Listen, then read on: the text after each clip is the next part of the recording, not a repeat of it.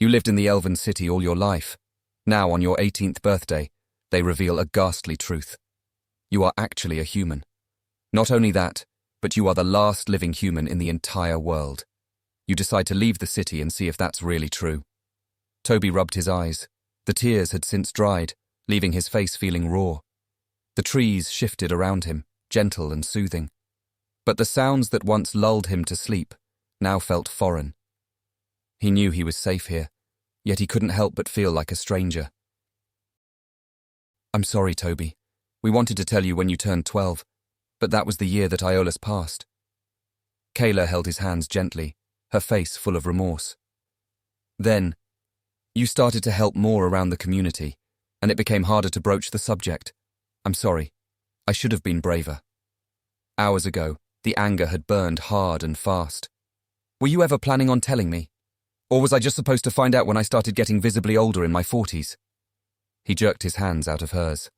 I'd been asking about my parents for years. Tears formed in the corners of her eyes, but she didn't refute his claims. He turned to leave. His head spun. He needed time to process everything. As he opened the door, there was a step behind him. Toby! What face had he made when he turned back toward Kayla? She had flinched, one hand still reaching out for him. He had left her house and stormed out of Alanfear. When he was young, his teachers told him his home was one of the last bastions of civilization. But it was a modified history. They alluded to a calamity, but never mentioned the extent of the casualties. They never mentioned humans. There was a rustle to his left, and a furry face peeked through the branches of a bush. Toby? He'd recognize her anywhere. Thousands of wood Nadais coexisted with the elves, but Mayfi was his closest friend. Her fluffy tail was dotted with leaves and twigs. It seemed she might have been wandering the woods for some time. A seed of guilt weighed heavily in his stomach. Hey, Mephi, did Kayla send you? Mephi nodded tentatively before asking, Are you all right? He let out a soft laugh. Much of the anger from earlier had faded, leaving only a hollow sensation. My entire race is dead, and all my friends and family will live on long after I die. Even you. Wood Nadais manifested from healthy trees. The presence of elves maintained this forest despite the state of the world. She hopped into his lap and bumped his chest with her head. He rubbed her head as he always did. It helped calm his nerves a bit more. After a time, he said, I want to leave the forest. Mayfi tensed, turning worried eyes up at him. But there's nothing out there. He shook his head. I want to see for myself. If I'm really the last, then this might be for the best anyway. I've been to the edge of the forest before. There's really nothing out there, just a sea of sand. Mayfi trembled. I couldn't sense any water out there. It was just a stretch of nothingness. Humans lived out there once upon a time. I need to know their past. When she looked like she was going to cry, he added, I just want to visit the location of the closest human settlement, or at least the ruins from what the books say. Maybe in a few years I'll come back. But what will you eat? There's no food or water out there. Her voice was almost inaudible. The others have trained me to survive over the years. I'm sure I can manage. Despite his words, the fear of whatever was beyond the forest remained. Mayfi bristled. You jerk! Then she bit him hard on the arm before scurrying back into the foliage. The small beads of blood faded with a simple spell. The lingering pain caused him to chuckle softly. After the soreness faded, he stood with a sigh. At least I have some belongings I could trade for supplies. By the time he returned to Alanfear, the sun was beginning to set. He had spent the better part of the afternoon alone in the woods. A small part of him balked at the wasted time. Should have started preparing. Most tradespeople have gone home for the day. When he reached his modest house, he froze. Kayla sat on the steps outside, eyes closed in meditation. As if expecting him, her eyes opened as he drew near. Toby, Mayfi told me you wanted to leave. There was still a hint of sadness in her voice. His conviction wavered as he was reminded of what he'd leave behind. Can we talk inside? Sure. He always had trouble saying no to her. She placed a bag on his small kitchen table and sat down in a chair. Feeling nervous, Toby poured 2 cups of water and sat across from her. The silence was agonizing. He sipped, waiting for her to gather her thoughts. The others heard and wanted to help. Kayla gestured to the bag. There should be enough preserved food and water for a week if you're careful. Toby blinked, stunned. Thank you. I have a few tools and trinkets I can trade for. She cut him off with a shake of her head. No, they didn't want to force you to sell your belongings. Besides, her hands clenched before she continued, you'll always have a place here. He lowered his head. Despite their argument earlier in the day, she was still the woman that raised him. It was hard for him to stay mad at her. Finally, he asked, why don't our regular records have any details on the calamity? Kayla shook her head. There are few that remember what happened. Elder Cassell is one of the remaining survivors. He's recounted the tale only once and refused to speak of it since then. We kept a copy of that tale in the basement of the library since recording it. It was too traumatic to tell the younger children, so we decided to limit it to adults. Everyone learns about the true state of the world when they turn 50, once they've begun tending to the groves. But for you, 50 would be far too old. You wanted to tell me at 12. It made sense in retrospect, but it didn't mean he was happy about it. There are some that think 50 is too young. Even with that limitation, there were some that could not understand and lost hope. The idea that we're all that's left is difficult to accept. He recalled what happened earlier in the day. Their instructors had gathered the older students to show them the archived texts. It was supposed to be a rite of passage for most, including Toby. In broad terms, there was little life left on the planet. Of the sentient species that once existed, elves were the only ones left. Humans had been abandoned after they attacked an evergreen forest. While he had stood in shock at the revelations, one student had burst into tears at his new reality. The aftermath was a bit of a blur, but his argument with Kayla remained fresh in his mind. He took a breath to steady himself. So, what exactly happened with the world? Even the Elder's story wasn't clear. It ended. Kayla rubbed her face wearily. Water sources dried up. The atmosphere became unbearably hot. It was only through elven magic that pockets of forest life were spared such a fate. The first to go were the Ethonai. The oceans became uninhabitable. Some clans tried to migrate to land, but the air quickly dried out their skin. The Nur burrowed deep into the earth in search of resources. No one's seen them since. 2 more races Toby hadn't even heard of before today.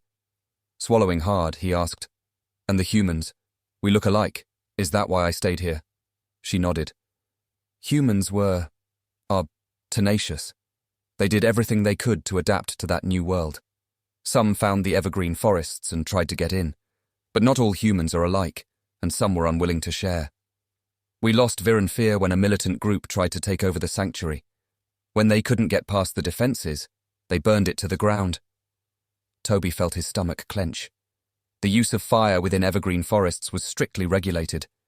The idea that humans would resort to such destructive measures was hard to swallow. He took a sip of water and asked, why would they do that?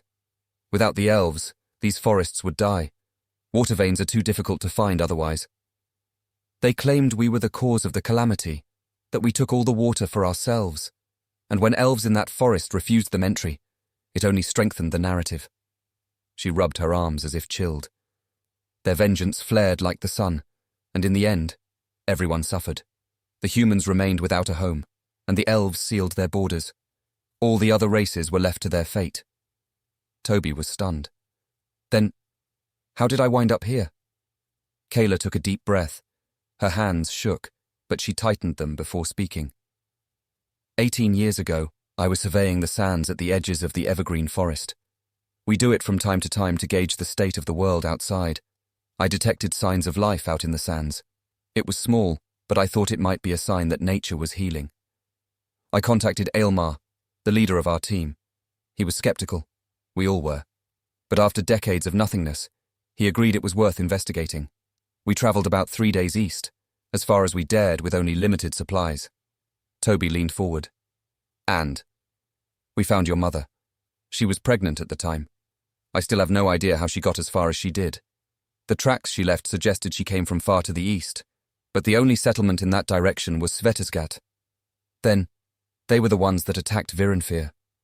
Toby winced. Oh. As far as anyone knows, both locations are gone. You heard the recording crystals, right?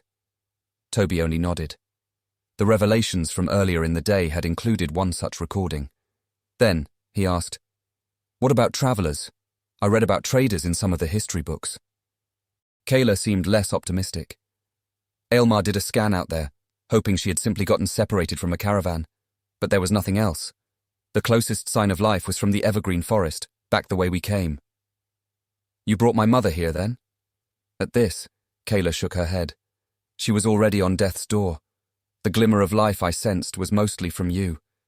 I'm not even sure she recognized us as elves when we arrived. She begged us to save you before passing. We couldn't bring the body back with us, so we buried her in the desert.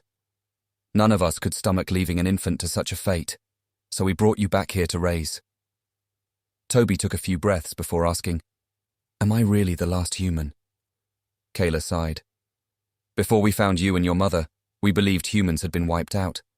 The conditions in the desert were not fit for survival, especially with the scarcity of water. But your existence implied their survival, somehow. We increased the frequency of our surveys for years after taking you in, but never found any other signs of life. What about the other forests? Did they ever find anything?"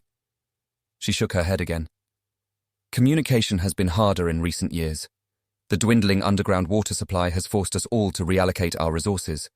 To be honest, these forests can't last forever. It's only a matter of time unless something changes in the rhythm of the world." Right. The elves had taught him how to sense the world's rhythm alongside the other children.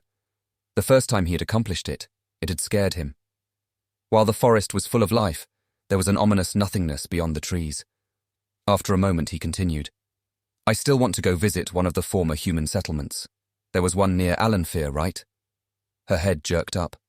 "You'll still go?" "I want to see the settlement. Maybe there are clues." A defeated look crossed Kayla's face. "At least stay the night. It's too dangerous to travel out there without proper shelter." "Fine." She left his house soon after. Toby remained sitting in his dining room for a moment longer, idly rifling through the bag she had prepared. The others had put in a few packs of vegetables, tarps, and ropes. Someone had also put in a woven charm for luck. Then he finally repacked everything and returned to his room. Last night here in a long while. He lay down in his bed. Ouch! Something wiggled in his bed, causing him to fall out. "What the—" A small face peeked out at him from beneath the covers. "Mephi, you didn't go home with Kayla." She only huffed and curled up again. When it was clear she wasn't planning on leaving, he lay down next to her as best as he could. She used to do this all the time when she was a sapling. The soft sounds of her breathing soon lulled him to sleep. The next morning, she was gone without a trace, leaving only a mild emptiness in his chest. He picked up his bag, filled 2 water skins, and left his home. Kayla was waiting for him by the eastern road leading out of Alanfir. "Good morning. Did you sleep well?" She was in her surveying attire. "Even if I'm leaving, her duties don't pause." Toby nodded. "Mephi stayed at my place if you were looking for her." A sad smile crossed Kayla's face. "She's going to miss you." "I know, but I want to see those ruins." He shook his head. "I'd ask if she wanted to come, but she wouldn't survive out there, not without a proper tether." They continued through the shaded woods for a moment. A warm breeze danced across his face, tempting him back to bed. But he knew the weather would worsen throughout the day.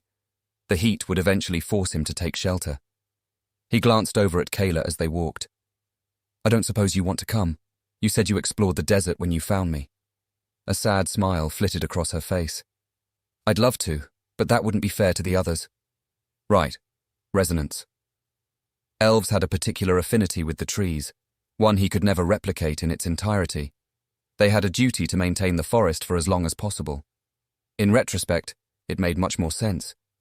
But when he was younger, he often felt ostracized for being unable to match the others. All because I'm human, and not an elf. Perhaps it was a bit selfish, but his humanity now freed him from any such duties. He could leave and go wandering in the desert without endangering the forest. She asked after a few more steps. "Did you remember your map?" "Yeah. I have my astronomy guidebook as well. If it's not too cold at night, I'll try to make some ground. Be careful, the temperature can be unpredictable and brutal. Her hands tightened against the straps of her surveying bag.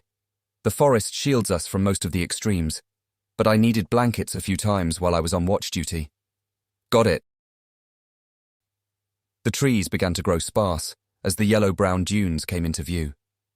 Kayla stopped near a small clearing and stared out at the sands. This is where we part ways, she finally said. A wad of emotion caught in his throat, causing him to cough nervously.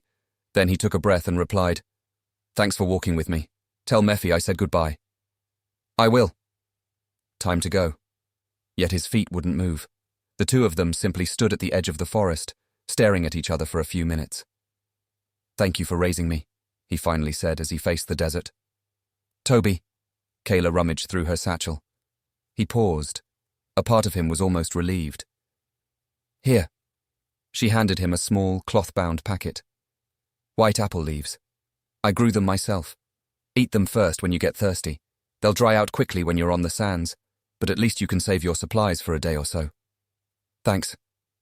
He tucked the packet into the pouch across his chest. Then she hugged him, far tighter than she'd ever done in the past. Come back to us. Please. He swallowed thickly before replying, I will. She placed a kiss on his forehead and finally took a step back. Then he forced his feet to turn and began walking into the desert. A cool wind from the forest blew at his back, and his nose caught the smell of golden glows. Kayla always had some of those small pink flowers in her hair. Tears pricked at the corners of his eyes, but he forced himself to keep going. If he turned back now, he might lose his conviction. I'll come back. When he finally had the courage to turn, the desert was all he saw. Toby adjusted the wrap around his head and chewed slowly on a white apple leaf. The desert was as dangerous as Kayla and Mephi had claimed. During the day, it was far too easy to lose track of his bearings. Everything looked the same. The slightest deviation quickly placed him in the wrong location. Last night, he spent close to an hour relocating his original path with the help of the stars. And here I thought the extra clothes would be excessive. Despite how hot the day was, the nights became frigid with the lack of sun. He had ended up wrapped in his blankets and huddled in a ball for warmth. His training had also taught him to put out a small collector for morning dew. That collector had only provided a mouthful of water, but it was better than nothing. All right, Toby. His soft voice was the only thing keeping him focused. Kessel Mesas are southeast, maybe a week's travel. Emeth Spire is almost directly north, same distance, give or take. He spread out his map in the sand, wincing slightly at the heat. The familiar elven script stood out against the light brown parchment. It came with a pang of homesickness. Almost 70 kilometers east already. I'm making good time. Scouting parties had explored a small part of the desert centuries ago to create this map. But by that point, the relationship between elves and humans was irreparable. The rough locations of human settlements were marked for safety's sake. Now, it was the only thing guiding him toward the closest known human settlement, Hurstgat. All right, 2 more days in this direction, and then I'll head northeast through the mountain pass. He drew a small arrow in the sand as a reminder, before stretching with a sigh. While his travel pack slowed him down, it was also vital for his survival. The tarp he lay under was the only available shade in sight, and while the air was still warm, it was just cool enough to nap and recover. After all, he had 3 hours to kill. It was too dangerous to travel during the hottest part of the day. Mephi was right. It's utterly silent out here. I can barely feel the forest anymore. The forest was always full of life, from the trees to all manners of creatures. Each life sign was distinct and contributed to the rhythm of the world. But for all that life, everyone was simply clinging to survival in this harsh world. The silence of the desert was a reminder of what was to come. What's even the point of finding the remnants of humanity then? Toby awoke from his nap with dried tears in the corners of his eyes. The salt stung, causing him to scrub away the granules. Shame burned in the pit of his stomach. He had travelled 2 days and already thought of giving up. It was as good as letting humanity become lost to history. I have to know what happened to them. He let out a huff and began packing his tarp. If I'm the last, I should at least find evidence. So, he continued east. The landmarks kept him on track throughout the rest of the second day. That night, he began writing notes about the desert. There was not much to report. The few trees he found were long dead. but at least with his limited detection abilities, he could help survey the terrain. If trade between the forests ever becomes possible, they'll need these notes. Then, partway through the third day, a thought occurred to him. Mum's probably buried somewhere near here. He paused and looked around the desert. Other than his steps trailing behind him in the mid-morning heat, there were only uneven dunes. There was little wind and no signs of life. Anyone traveling in this area would have been lost without a map. Why was she out here? Did she know about Alanfir, or was she just wandering? As he sheltered through noon, he scanned the map again. While he was on track toward Hurstgat, the location of Svetasgat stood out. According to the reports, the smoke from the fires of Virenfir could be seen from Alanfir. Upon learning this, there had been a few odd looks from his peers. It's like they thought I'd burn down Alanfir in revenge. Virenfir's final message had been grim. The humans have forsaken their senses and set the forest ablaze.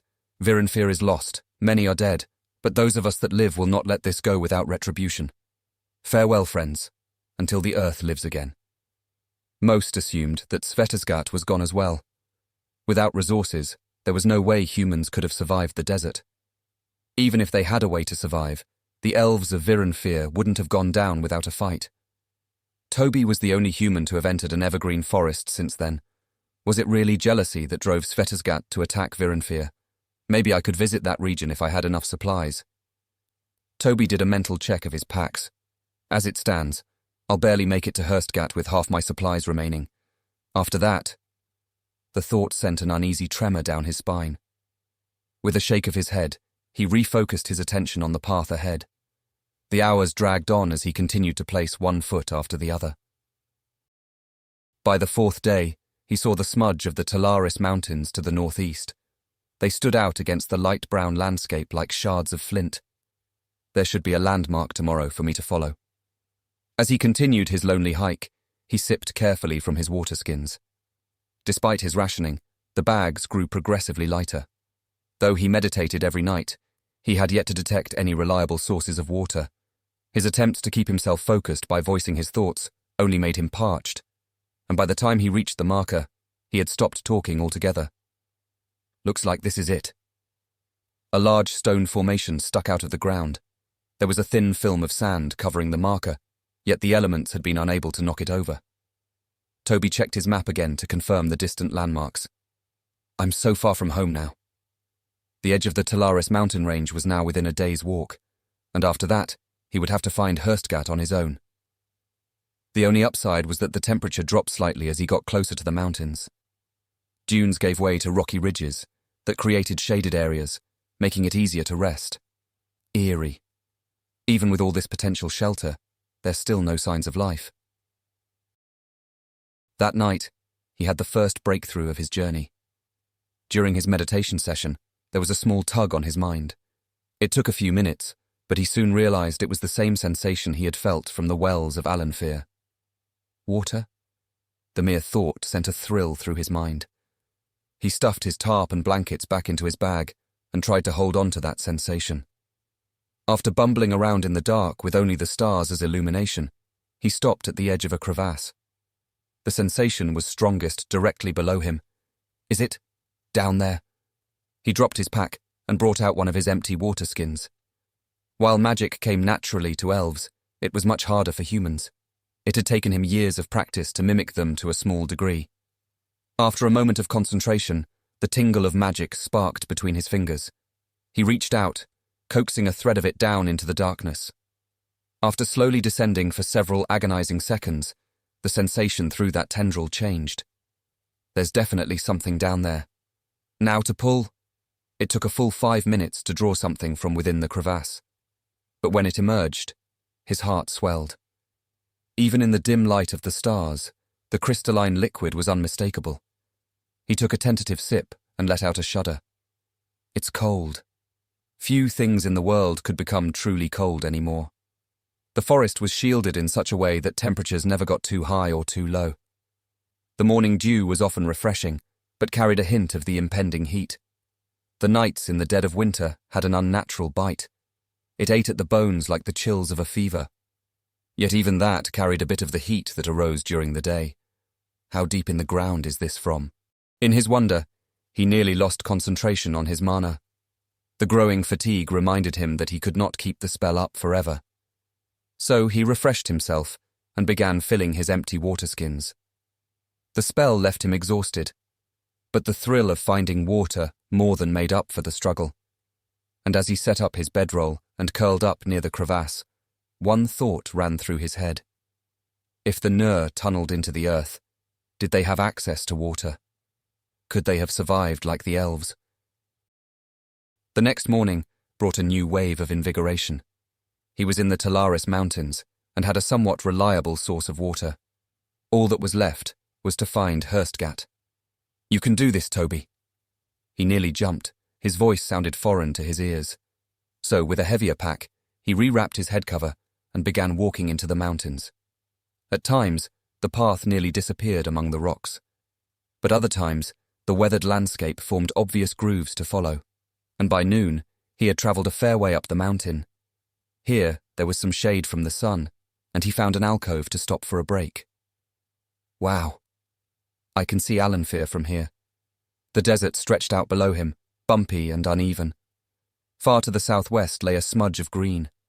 It was almost unbelievable how far he had travelled on limited supplies. He could roughly pick out the spots he had camped as well, due to his linear route. After a few more seconds of wonderment, he turned his eyes toward the mountain. There's a path beyond this rise. The mountains rose around him, but the road dipped out of sight. Looks like it's a bit more shaded. Maybe it'll be cooler. The change of surroundings caused him to become restless. This time, he left his makeshift shelter a bit before he should have. While the air was still blistering hot, the temperature dropped a tiny bit as he crested the rise. Below him, a shaded valley stretched out between two peaks of the Talaris Mountains. Walking became easier as the ground turned into a gentle slope. And after about an hour of navigation, he caught sight of something different. Is that? The straight lines of a stone building stood out against the uneven landscape. Most of it disappeared around a bend in the path, but the mere sight of it gave him a thrill. Hurstgat. It had to be the human settlement. There were no other marks in the mountain range. Despite the heat, he increased his pace. Within the hour, he reached that bend in the valley, as well as the building. "I'm here." His hand unconsciously traced the stones, worn smooth from years of weathering. Despite its clear age, the structure still stood strong. Turning the corner, he let out a gasp. Long ago, people shaped this valley into a small town. Buildings stood in semi-regular rows with flat roads between them, but there were no signs of life. Mustering up the courage, he said, "Hello?" His voice was thin from disuse, but it carried through the empty streets. A small chill ran down his spine despite the heat. Walking around the building at the edge of town, he found a window and peered inside. Empty. Abandoned who knows how long ago. He tried the front door, which opened with a low creak. A thin layer of sand had built up inside the home, making the door difficult to open. He entered, looking around as he did. The room reminded him of his home back in Alanfir, albeit emptier. A simple stone table stood in the center of the room, near a few crude seats, also of stone. A curtain of tattered beads hung in the doorway, leading to the next room. "Hello?" Again, there was no response. He parted the curtain to look inside the next room and froze. A figure lay in a bed against the far wall. Their skin had turned the color of old jerky, and Toby could make out the bones in their arms. He felt the bile beginning to rise in the back of his throat and quickly returned to the living room. After a few deep breaths, the nausea faded. Mummified by the elements, they must have died ages ago. A part of him knew that he'd likely find a ghost town when he came to Hurstgat. But seeing the remains of one of its residents was a different story. Deep breaths. Focus on gathering information. A moment later, he re-entered the bedroom. Apart from the bed, the furnishings were sparse. A rusted metal desk stood in one corner, next to a small metal shelf. 3 books lay in a stack on the lower shelf, covered in a thin layer of sand. Toby picked one up gently before blowing the sand off. The cover felt brittle, but the old leather had protected the pages somewhat. The writing inside was also somewhat faded, but he could just make out the words. August 23rd, 3013. We lost another member of our community today. Gertrude's fever never broke. Poor girl passed in her sleep. She was too young for such suffering, but I hope she's in a better place now. Everyone is devastated, Emile and Patrice the most. What parent wouldn't weep at the death of a child? I still wonder if this life is our perpetual punishment, and that death is our only release. But too many are relying on me to lead. I must stay strong for Hurstgat, and whoever remains of the human race. Supplies are shaky. It's been 3 months since Miranda and her caravan visited. We'll need to negotiate for foodstuffs again. Our position is weaker than ever without anything useful to offer for trade. I'll need to get clever with my words. Maybe we can tap into the emergency well and give them more water for food. I wish there was a way to contact them. If only the radio towers of old still worked. Toby let out a sigh. The emergency well. Maybe it's connected to the vein I found last night. He flipped to the last entry. March 23rd, 3017. Jeremy and the others are headed underground. Despite the warnings, staying up here will only lead to their deaths. At least it's cooler down there. And maybe, if the gods are compassionate, they might find a better home. I won't be going with them. My cough's gotten too bad in these last couple of weeks. I can feel the end coming. This will likely be my last entry. Should anyone find this? If you're a curious elf that left the comforts of your home, know that we're still here. Humanity will fight against our fate until our dying breath. Even if you've abandoned us to this life, we will survive.